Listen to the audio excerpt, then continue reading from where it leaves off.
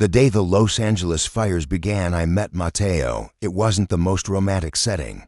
Smoke hanging thick in the air, emergency sirens wailing in the distance, and me desperately trying to salvage what I could from my apartment in the Hollywood Hills.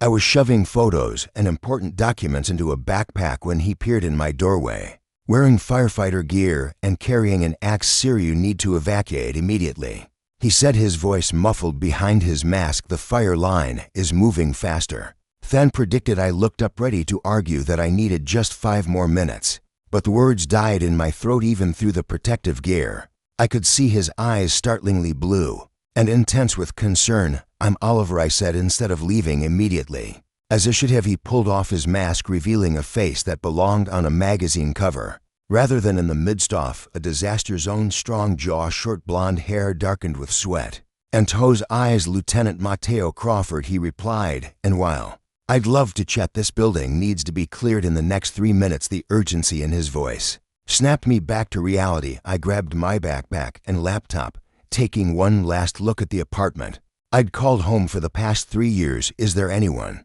else on this floor?" he asked as we headed for the stairs. "No, just me. Most people evacuated yesterday when the warnings first came, and you stayed because I'm a writer," I explained, following him down the stairs. I was working on a deadline, thought I could finish before things got serious. He shot me a look that was equal parts exasperation and amusement. "A deadline's not worth your life," says the man, horns into burning buildings for a living. We reached the ground floor, and he guided me toward the emergency vehicle. Sparked outside. The sky was an apocalyptic orange, ash falling like snow. "You have somewhere to go," he said. "Hotel downtown." I nodded. "My car's in the garage. Garage is already compromised. You'll need to evacuate on foot or take one of the emergency buses." I must have looked dismayed because his expression softened slightly. "I'll walk you to the evacuation point. Make sure you get there safely." As we walked, I couldn't help stealing glances at him despite the chaos around us. He moved with a calm confidence that I found magnetic. "How long have you been a firefighter?" I asked, trying to distract myself from both the approaching inferno and my inappropriate attraction to the man tasked with saving my life. 8 years, he replied. "But I've never seen anything like this. The way this fire moves, it's like it's alive." A sudden gust of hot wind brought a shower of embers. Without hesitation, Mateo pushed me against the wall, shielding me with his body. For a moment we were pressed together, his protective gear rough against my clothes, his face inches from mine. "Sorry," he muttered, stepping back once the danger had passed. "Professional instinct. Don't apologize," I said, my heart racing for reasons that had nothing to do with the fire. "I appreciate not being set ablaze." The ghost of a smile crossed at his face. "It's generally frowned upon to let civilians catch fire on my watch." We reached the evacuation point, where buses were loading people to take them to emergency shelters downtown. Mateo handed me off to one of the coordinators. "Stay safe, Oliver," he said, already turning the head back toward the fire. "Wait," I called after him. "Will you? I mean, are you?" He looked back, and something in his eyes made my breath catch. "I'll be fine. It's what I'm trained for." As I watched him disappear back into the smoke, I couldn't shake the feeling that this wouldn't be the last time our paths crossed. I didn't then how right I was, or how that chance encounter would change both our lives forever. The downtown hotel was packed with evacuees, all of us watching the news coverage with a mix of horror and fascination. The fires had spread faster than anyone predicted, creating their own weather systems and defying containment efforts. I couldn't stop thinking about Mateo out there somewhere in that inferno. Every time the news showed footage of firefighters battling the blaze, I searched for a glimpse of him. 3 days after the evacuation, I was in the hotel lobby getting coffee when I saw him. He was in civilian clothes, worn jeans, and a gray t-shirt that showed off his athletic build, looking exhausted but alive. "Mateo," I called out.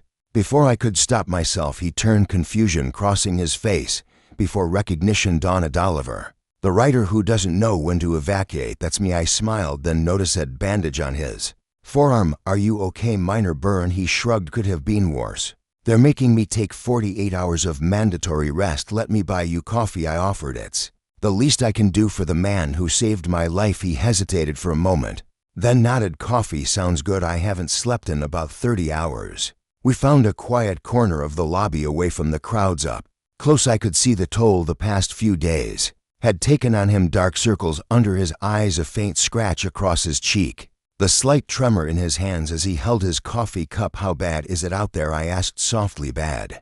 He admitted. We're losing ground. The wind patterns are all wrong. The humidity is too low, and the temperature keeps climbing. It's like fighting a living thing that learns and adapts. Is your team okay? Something dark flickered across his face. We lost 2 people yesterday.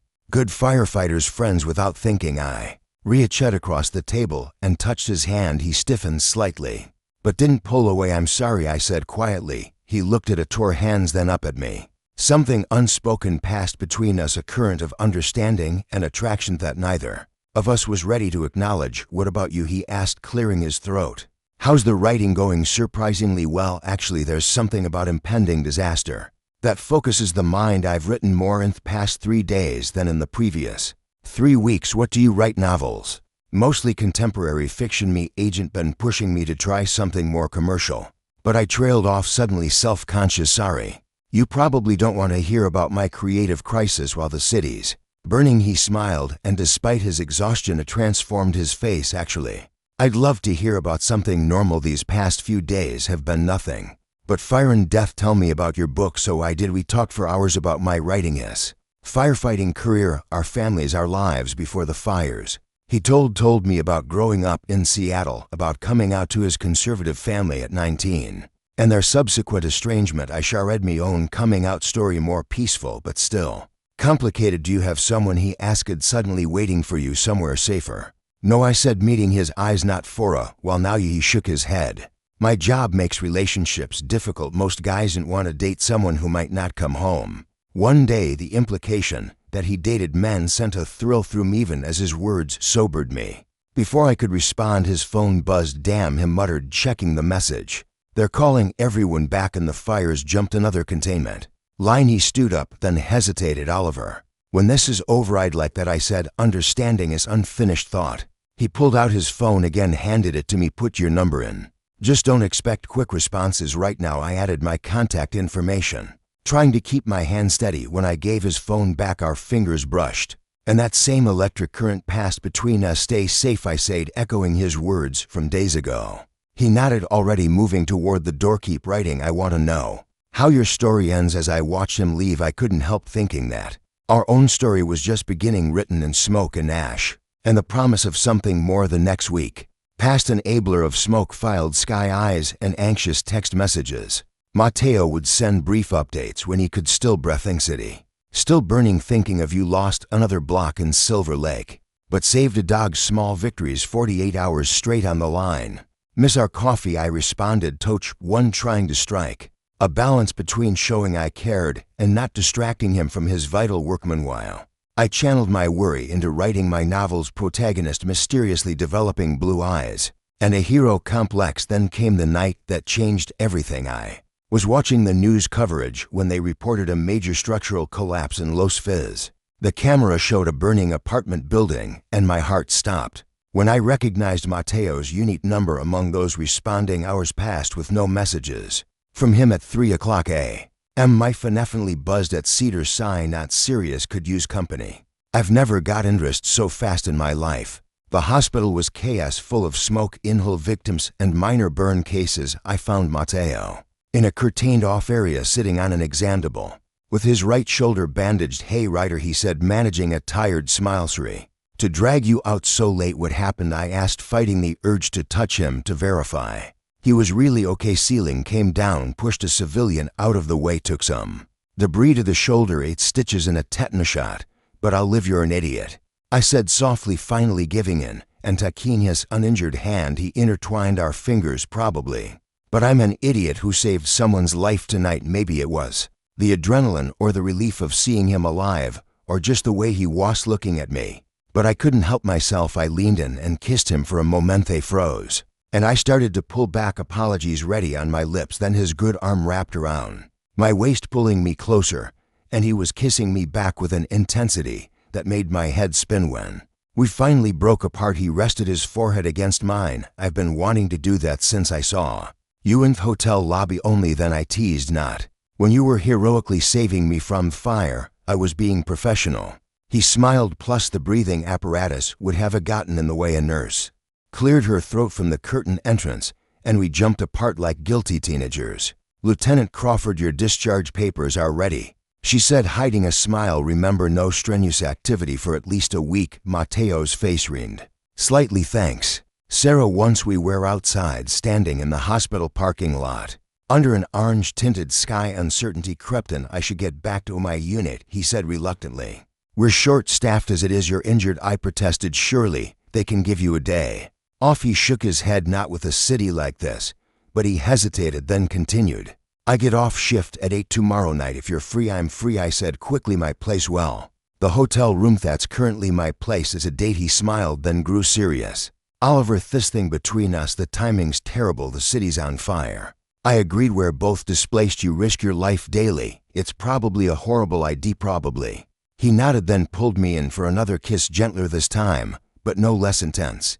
"I'll see you tomorrow." I watched him walk away, his firefighter's jacket slung over his injured shoulder, and realized I was already falling hard for this brave, complicated man. Back in my hotel room, I couldn't sleep. Instead, I wrote, pouring out words about courage and fear, about finding love in the midst of chaos, about the way certain people crash into our lives, like natural disasters, leaving us forever changed. At dawn, my phone buzzed with a text. "Saved 3 more lives tonight." Each time I thought about your kiss gave me strength. "Is that crazy?" I smiled as I typed back. "If it is. We're both crazy. Be safe. Come back to me." Our first real date almost didn't happen. At 7:30 p.m., the fire jumped another containment line near Griffith Observatory, and I watched the news with a sinking heart, certain Mateo would have to cancel. But at 8:15, there was a knock on my hotel room door. He stood there in fresh clothes, his injured shoulder properly bandaged, holding a bottle of wine,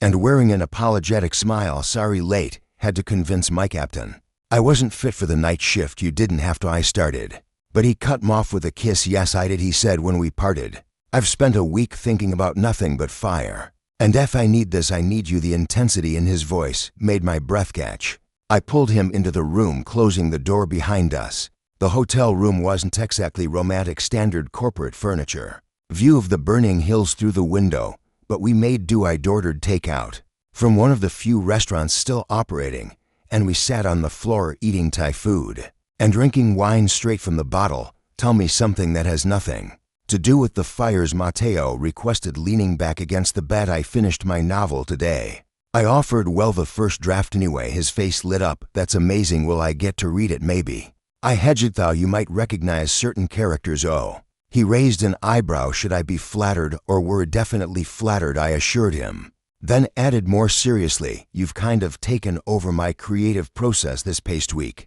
He set down his wine and moved closer, his good hand coming up to cut my face. "What else have I taken over?" Instead of answering, I kissed him, tasting wine and spice and smoke. He responded, immediately pulling me closer, his fingers threading through my hair. "Your shoulder," I reminded him breathlessly when his kiss moved to my neck. "Worth it," he murmured against my skin, but I could feel him favoring the injury gently. I pushed him back. "We have time. You need to heal," he groaned, but allowed me to put some space between us. "The nurse said a week. That's going to feel like forever. Then we'll have to find other ways to pass the time," I said, reaching for my laptop. "Want to hear some of the novel?" His face softened. "You'd share that with me?"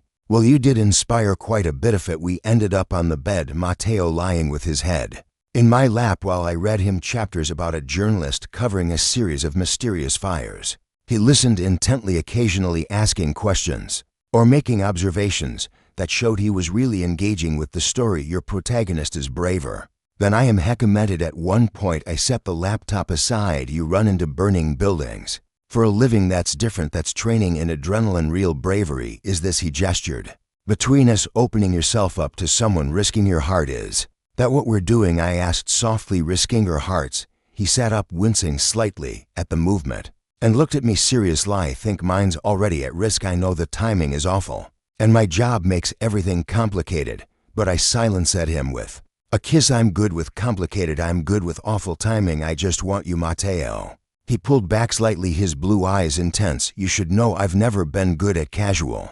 If we do this, if we really do this, I'm all in all." And I agreed, understanding the weight of what we were reprising each other. Just then his phone buzzed. We both tensed, but it was just a text from his captain confirming he was off duty for the next 24 hours stay. I said impulsively, "Not for just to sleep. I want to wake up next To you his answer was to kick off his shoes and pull me down beside him. We lay there talking until late into the night, sharing stories and secrets, occasionally trading lazy kisses. Despite the chaos outside, despite the sirens and the orange glow through the windows, we created our own peaceful bubble. I learned that he played guitar, that he was terrified of spiders despite facing infernos daily, that he'd wanted to be a firefighter. Since he was 6 years old, he learned about my writing process, me complicated relationship with my sister, my secret dream of writing a Broadway musical. As he drifted off to sleep, his injured arm carefully positioned, he murmured, "I think I'm falling for you, Oliver. I think I'm already there," I whispered back,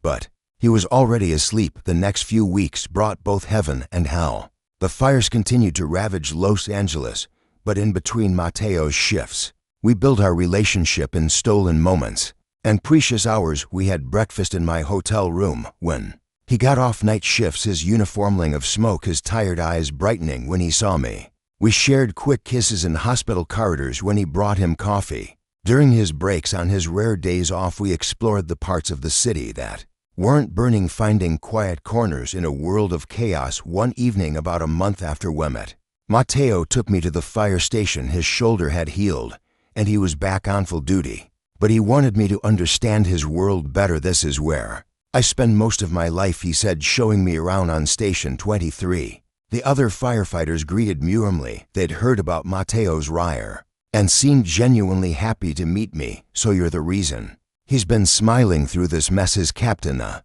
weathered man named Rodriguez, said to me privately. "Keep it up. We need him focused and happy." That night, after showing me every inch of the station, Mateo took me up to the roof. The city spread out before us, patches of orange flame visible in the distance. "Sometimes I come up here to think," he said, wrapping his arms around me from behind. "Lately, I've been thinking about you." I leaned back against his chest. "Good thoughts, I hope, mostly about how you've become my anchor in all this. When things get bad out there, when we lose someone or can't save a home, I think about coming back to you." I turned in his arms to face him. "Is that too much pressure?" He shook his head. "It's what keeps me going." But he hesitated. "It also scares me, the thought of something happening to me and hurting you, don't," I said firmly. "We can't live in fear of what might happen," says the man who worry texts me every time I'm on a call. "That's different," I protested. "That's just me being in love," he suggested softly. My heart stopped. We hadn't said those words yet, though we danced around them. "Yes," I admitted, "completely, terrifyingly in love." His kiss was fierce and passionate, backing me against the roof safety rail. When we finally broke apart, he rested his forehead against mine. "I love you too," he whispered. "God help me, but I do." The moment was interrupted by the station alarm. Mateo, 10 years of training kicking in. "Go," I said, pushing him toward the stairs. "Be safe, come back to me." He kissed me once more, quick and hard. Then to respond to the call, I stayed on the roof, watching the fire trucks pull out, sirens wailing below me. I could hear organized chaos of the saint responding to the emergency. This was Mateo's world, and I was learning to live in it. That night brought one of the worst blazes yet. I watched from the station as reports came in of an entire neighborhood being evacuated. Hours passed with no word from Mateo. Finally, at dawn, the trucks returned. Mateo emerged covered in soot, looking exhausted but alive. When he saw me still waiting, his face crumpled slightly. "We lost the whole street," he said. When I reached him, couldn't save a single house, but we go tever. I went out. I held him as he shook, not from fear or cold, but from the emotional toll of his job. Around us, other firefighters were going through similar moments with their loved ones who had come to wait. "Come home with me," I said. When he had calmed down, he looked up in surprise. "To the hotel?" "No," I said, making a sudden decision. "I mean, yes, for now, but I've been thinking. My apartment building is still standing. They're letting people return next week." "Come live with me, Oliver," he started, but I pressed on. "I know it's fast, I know it's crazy, but nothing about us has been normal. Why start now? I love you, you love me, and life's too short to waste time being cautious." He was quiet for a long moment, and I started to worry I'd pushed too far. Then he smiled, that brilliant smile that had first captured my heart. "Yes," he said simply. "Let's do it. Let's build together in this burning city, moving in together during a citywide crisis wasn't exactly conventional. But then again, nothing about our relationship had been. The day we returned to my apartment in the door, it felt surreal being back where we'd first met, now under such different circumstances. Mateo walked through the apartment slowly, taking everything in. This is where you write your bestsellers, hopeful bestsellers, I corrected, watching as he explored the studies through there, but I usually end up writing on the balcony. He stopped at my desk, picking up a framed photo. Is the Sire family? Yeah, Christmas 2 years ago. I moved beside him. That's my sister Emeth, one I told you about. And my parents, they know about me? He asked quietly. They know I'm seeing Sumi and Somion important. I took his hand. They want to meet you when things settle down. I sat down the photo carefully. And they're okay with everything. I knew he wasn't just asking about my family's acceptance of my sexuality. He was asking about his dangerous profession, about how quickly we'd moved in together, about all of it. They trust my judgment, I said. And they are going to love you. He pulled me close, burying his face in my neck. I hope so. I want to do this right, Oliver, all of it.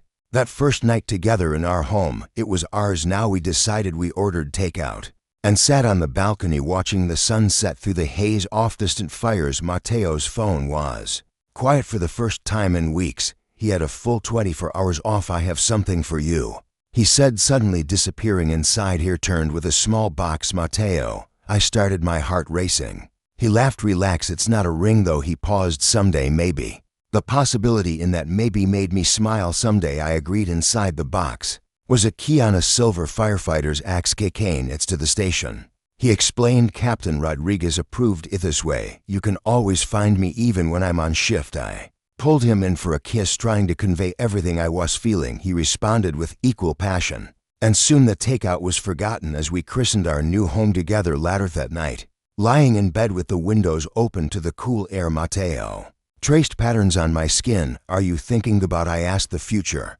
he said thoughtfully. For the first time in years, I'm thinking beyond the next shift, the next fire. I'm thinking about what I want our life to look like. And what does it look like? He propped himself up on an elbow. I want mornings with you even when I'm exhausted from night shifts. I want to read everything you write. I want to introduce you to my sister. She's the only family I still talk to and shall adore you. I want everything, Oliver, even with the risks I had to escape and knowing what could happen. Especially because of that, he said firmly. This job, it teaches you that life is precious and short. You can't waste time being afraid to love. Just then his phone buzzed. We both tensed, but it was just a text from his sister speaking. Oaf smiled, showing me the message. She wants to have dinner with us next week. Says she needs to approve of the man who stolen her big brother's heart. Should I be nervous, terrified? Hegrin. Sarah's scarier than any fire I've faced. We fell into a rhythm over the next few weeks. Mateo would work his shifts and I'd split my time between writing and bringing him meals at the station. The other firefighters became like family, and I found myself writing at the station more often than not, drawing inspiration from their stories and courage. The fires gradually began to subside as autumn approached, though the damage to the city would take years to repair. But among the ashes, Mateo and I had built something beautiful and lasting. One evening, as we watched the Sune from our balcony, the sky finally clear of smoke, Mateo turned to me. Thank you, he said suddenly. For what? For staying, for loving me despite everything, for making me believe in something bigger than the next emergency. I took his hand, feeling thorough calluses from his work. Thank you for running into my apartment that day, for saving more than just my life. 6 months after we moved in together on a crisp autumn evening, Mateo and I stood in the same spot where we'd first met. The apartment hallway still held faint traces of smoke damage, but the building had survived just like us. Remember how annoyed you were when I wouldn't evacuate? I teased him. Remember how stubborn you were about your laptop? He countered, pulling me close. Though I suppose I should be grateful. If you hadn't been so difficult, we might never have met. We were dressed up for once, heading to a celebration at the fire station. The worst fire season in Los Angeles history was officially over, and the department was holding a ceremony to honor those who'd fought it. Mateo looked stunning in his dress uniform, medals gleaming on his chest. I'd never seen him so nervous. You're giving a speech, not fighting a fire, I reminded him as we drove to the station. Fighting fires is easier, he muttered. At least then I know what I'm doing. The station was transformed. When we arrived, the trucks had been moved outside, and the bay was filled with tables and decorations. Families, firefighters mingled with city officials and survivors who'd come to express their gratitude. Captain Rodriguez caught my eye as we entered and gave me a knowing winky, and I had been planning this evening for weeks, though Mateo had no idea. The ceremony began with speeches from the mayor and fire chief, Followed by awards presentations, Mateo received a commendation for bravery, specifically mentioning the apartment building rescue where we'd met when it was his turn to speak. He surprised everyone, especially me, by going off script. 6 months ago, during the worst fire season of my career, I met someone who changed my life. Said his eyes finding mine in the crowd. He taught me that sometimes the bravest thing we can do is let ourselves love and be loved in return. He paused, and I could see him gathering courage for what came next. My heart started racing. As he continued, Oliver, he said, would you come up here on shaky legs? I made my way to the podium. The room had gone completely silent. I had this whole speech planned, Mateo said, taking my hands in his, about how fire can destroy, but also create, about how sometimes the most beautiful things rise from the ashes. But standing here now, I only need to say one thing. Head dropped to one knee, and I heard gasps from the audience. From his pocket, he produced a ring, simple silver engraved with flames. Oliver James Sullivan, he said, his voice steady despite the tears in his eyes. Will you marry me? The room disappeared in that moment. There was only Mateo looking up at me with all the love and hope in the world. Yes, I managed to say God yes. The station erupted in cheers as he slipped the ring on my finger and pulled me into a kiss. I could hear his crew whooping and whistling, could feel the joy radiating through the room. Later that night, back home on our balcony, I examined the ring in the moonlight. The engraved flames seemed to dance as the ring caught the light. How long have you been planning this? I asked. Since the day you asked me to move in. He admitted. I knew then that I wanted forever with you, but I wanted to wait until the fires were over, until we could start our next chapter without Thatchedo hanging over us. I leaned into him, breathing in his familiar scent. You know, there will be other fires, other dangers. I know, he said seriously, and I know it won't always be easy, but we've already survived the worst fire season in history. I think we can handle anything life throws at us together. I added, together, he agreed, kissing me softly. As we stood there holding each other under the stars, I thought about how sometimes the most devastating fires can forge the strongest bonds. Mateo and I had found each other in the midst of chaos, and our love had become something unbreakable, tempered by the very flames that threatened to destroy everything. I thought about the novel I'd written during those burning days. Now sitting with my agent, it was a story about courage and survival, about finding love in unexpected places, but mostly it was our story of firefighter and a writer building a life together from the ashes of disaster. What are you thinking about? Mateo asked, noticing my contemplative mood. Our next chapter. I smiled, and all chapters after that. He took my hand, our rings clicking together. I can't wait to live them all with you. The city stretched out before us, scarred but healing, just like the hearts that had found each other during its darkest hours. As Mateo pulled me close for another kiss, I knew that whatever fires lay ahead, we would face them together, our love burning brighter than any flame.